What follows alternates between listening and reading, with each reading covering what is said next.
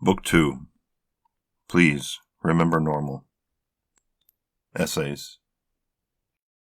American Grifter. The Mueller Report. Wouldn't it be interesting if the conduct and demeanor of the President and Bob Mueller were flipped in a Freaky Friday-esque sort of way? Imagine a dignified President Trump making little comment, not wanting to hinder the investigation while it was still ongoing. Well, I certainly understand the media's interest in my point of view, but I believe it would be inappropriate for me to make any comments or do anything that might be reasonably perceived as an effort to influence the outcome of the investigation. Imaginary Trump would say. Such actions would be the behavior of a guilty man, in my view. I have a great deal of well-earned trust in the Justice Department and the good people who have dedicated their lives to that noble profession. Beyond this, I'll make no comment until Mr. Mueller's report is concluded. Now, imagine Bob Mueller sitting in bed at 2 a.m., cheek stuffed with half-masticated chocolate-covered cherries, while he watches cable news. Then he decides it's time for his 9th tweet of the day. Collusion. You better tape your asses shut, 'cause here I come, and I got big hands, if you know what I'm saying. Big hands. No problem with my hands, trust me. Little Pence better iron his president panties, 'cause crooked Trump is on his way out. So sad. #AssTape. Folks who supported Mueller's appointment to the task of heading the investigation might be concerned with his behavior. They might even begin thinking they made the wrong choice in supporting him for such a crucial job, as it occurred to them that daily examples of incompetence might just be symptoms of an underlying case of incompetence. Of course, it was Mueller who conducted himself as the personification of professionalism during the 22-month investigation, while the president raged behind closed doors within the White House, made up playground nicknames for his enemies, blamed everyone from Hillary Clinton to the New York Times for things he was responsible for, compared himself to Ronald Reagan before graduating to self-comparisons with Abraham Lincoln, and contributed hundreds of late-night posts to Twitter. Trump was even aware the team existed prior to their dismantling hitting the news.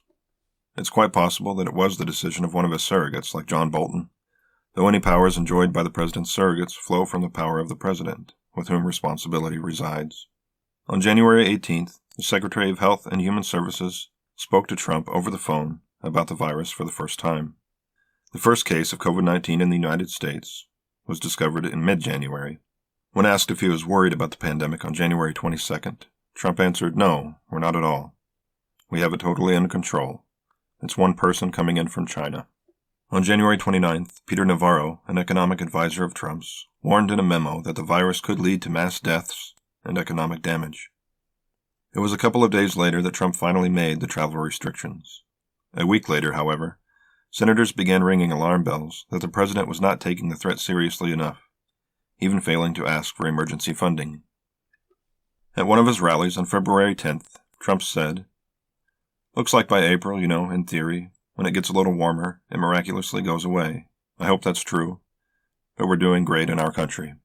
It leaked from the White House that Trump was furious with Nancy Messonnier, from the National Center for Immunization and Respiratory Diseases, for scaring the public with her February 25th warnings. On February 26th, Trump placed Vice President Mike Pence as leader of the task force, igniting confusion as to what Pence's role would be and whether this unseated medical experts from their proper positions of influence during a medical crisis. Confusion aside, and even taking into account Pence's frequent stands against science, I was a bit relieved by the idea of the more suitable leader taking on decisions that Trump otherwise would have made. In the end, it amounted to little more than a titular role in the pandemic response. By the end of February, Trump's vacillations began in earnest. From this point, Trump took up the dual effort of reciting the considered advice provided to him by experts while, on the side, feeding flawed arguments to his base with an eye toward the upcoming election. By the end of February, he was making false equivalencies between the yearly flu and COVID-19. Such claims sound legitimate to the willing ear, but this is much like comparing me with St. Louis Cardinals all-time ace, Bob Gibson, because we are both able to throw a baseball. Even the most addled brain should be capable of pointing out the flaw in this. I can play catch in the backyard for about 20 minutes before my shoulder gets sore, and Gibson could strike out 17 Detroit Tigers in a single World Series game. In the United States, for example, the CDC estimates that there were 45 million cases of influenza in the 2017-2018 season, with 61,000 deaths. Compare that to numbers of COVID-19, where only 1,700,000 reported cases in the United States have led to over 100,000 deaths to date. The foolish and irresponsible comparisons between the two viruses does not consider the holocaust that would result if COVID-19 cases matched yearly influenza cases. Further, the sinister assumption dangling from this comparison is that since people die from one thing we are familiar with, we should not be too concerned about other people dying from something that's new. Trump knew from experience that his flock rarely fact-checked nor engaged critical thinking when considering anything he says. His followers immediately took their cue and began framing the coronavirus as a new version of the yearly flu, and that it would disappear once spring came to warm the air. By early March, he was undercutting guidance that people maintain distance in order to slow the spread of COVID-19, as well as contradicting his own statements to the press. In his spastic way of speaking, when not reading from a prepared script, Trump said, "You can't be a politician and not shake hands. People come in, when I'll leave, being a miracle cure for COVID-19. Dr. Deborah Birx uncomfortably squirmed as Trump, during a press conference, decided to spitball a few ideas the medical community could try out, like injecting disinfectant into the human bloodstream. These experts had to walk a fine line, as embarrassing our mercurial president publicly while fulfilling their duties to the American people would surely lead to their dismissal. Most feeble defenses of Trump's performance, made both by Trump and his base, are just run-of-the-mill argument fallacies that every kid in the world has tried on their parents to get out of trouble. Misrepresent what the opponent has said, and then attack that misrepresentation you created instead of taking on the argument directly. Deflect blame to someone else. They're lying. I didn't do anything wrong. When a point cannot be truthfully refuted, say "what about?" and redirect the conversation to more comfortable ground.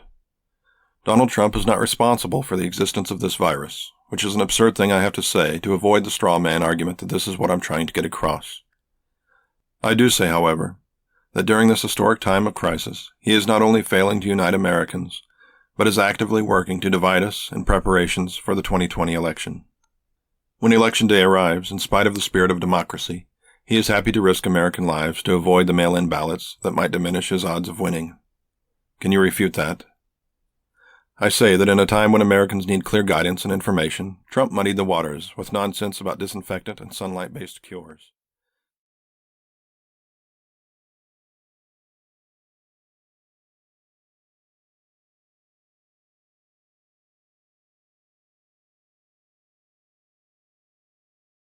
I know the best people. I know the best managers. I know the best deal makers, Trump boasted. We're going to make America great again. We're going to use our best people. During his campaign, he uttered the phrase "best people" dozens of times in describing the team he intended to build around him. This was to be the 1967 St. Louis Cardinals of executive branches. World leaders would be compelled to kiss their spouses, tell their children they love them, and dispatch a text message to their best friend, asking that they clear their browser history for them before stepping into the room with the team of sharks Trump would assemble. As the opening months of the Trump presidency ticked by, stories began emerging from the White House that this team's major responsibility was not negotiating with foreign powers, but babysitting the president. In Bob Woodward's book on Trump, titled Fear, the Pulitzer Prize-winning journalist reported that all the president's men had to be vigilant in monitoring Trump's mercurial nature. Woodward wrote, quote, "Despite almost daily reports of chaos and discord in the White House, the public did not know how bad the internal situation was. Trump was always shifting, rarely fixed, erratic. He would get in a bad mood. Something large or small would infuriate him, and he would say about the Chorus trade agreement, 'We're withdrawing today,' end quote. The issue was the trade agreement with South Korea. Economically speaking, the agreement benefited South Korea more than the United States. The trouble was that Trump was blind to any other factors. It was crucial that South Korea prosper. Crucial that the United States count them as one of our closest allies in Asia. Crucial that the American military be present there and be ready to act if the neighboring dictatorship in North Korea launched an attack. If North Korea launched a missile toward the United States, the American military station in South Korea could detect it in 7 seconds, giving us time to shoot it down. Trump wanted to move the missile defense system to Portland, Oregon. Rob Porter, a member of Trump's all-star team, confided to a colleague that, quote, "A third of my job was trying to react to the really dangerous ideas that he had and try to give him reasons to believe they weren't such good ideas," end quote. Along with Gary Cohn, Porter would slow walk orders from the president. Others, those with that boundless talent for belief, have elevated Trump to the caste of God-chosen biblical leaders. Trump has not only reformed the philosophy of the Republican Party, but has done some remodeling work for American Protestant Christianity. For instance, President Donald J. Trump has rekindled a bit of the interest Christians once had in the Bible by autographing a few. You too can own your own Trump autographed Bible for $325. I have written and said for years that we are in the midst of a second Reformation. Protestants, whose forefathers rebuked the authority of the clergy in favor of the infallible authority of the Bible, are now altogether adrift, as they are no longer tethered to the Bible either. Authority now resides with each individual's interpretation of their own emotions. This, I am certain, adds to the agility of the historically adaptable faith, as there is no way to debate a believer's beliefs if they don't know what they are. This newish breed of dingbat is, however, doing damage to democracy and traditional American ideals and aspirations.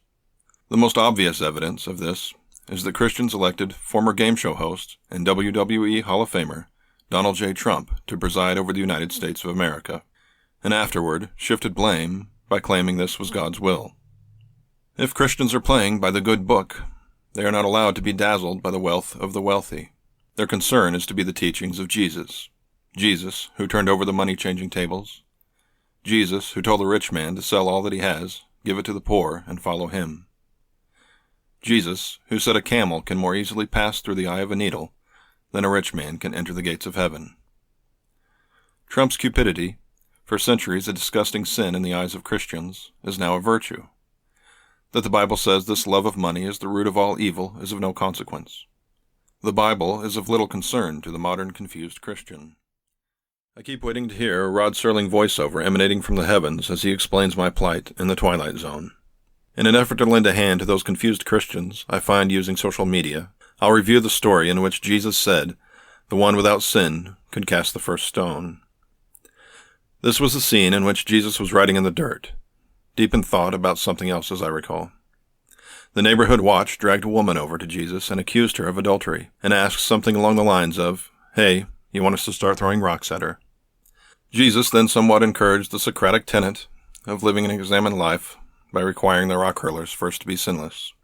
The point Jesus was trying to get across was that throwing rocks at an adulteress until she's dead was not an equitable response to her actions. We might intuit that violence is a poor answer to another's mistakes. It is also fair to glean from this and other New Testament scenes that Jesus wants us to look at our own motivations and actions before examining others. However, he absolutely was not suggesting that a person's character is meaningless, and we should make the adulteress the leader of the free world. The cognitive shenanigans American Christians are willing to engage in to scoot their belief in God aside to make room enough for Trump causes me to wonder if they actually buy into those claimed beliefs. If they truly think they will stand before God one day and explain why they granted power to this man, twisting biblical teachings to do so, and making him an example for an entire generation of children. Logically demolish these claims, I would suggest that you find your voter registration card before November. It is not outlandish to compare Trump to wartime presidents, as the pandemic has resulted in warlike numbers of dead. We have already surpassed the death tolls America suffered during the Revolutionary War, the War of 1812, World War I, the Korean War, and the Vietnam War. As we march toward matching or surpassing the losses endured during World War II, let us carefully consider the leadership of our Commander-in-Chief. To concisely sum up the arguments I have made above about the leadership provided by the morally bankrupt and incompetent president currently occupying the White House, I will close this essay in exactly the same way I opened it. On the eve of America's coronavirus pandemic reaching the devastating milestone of 100,000 deaths, President Donald J. Trump was at a golf club where he played 2 rounds.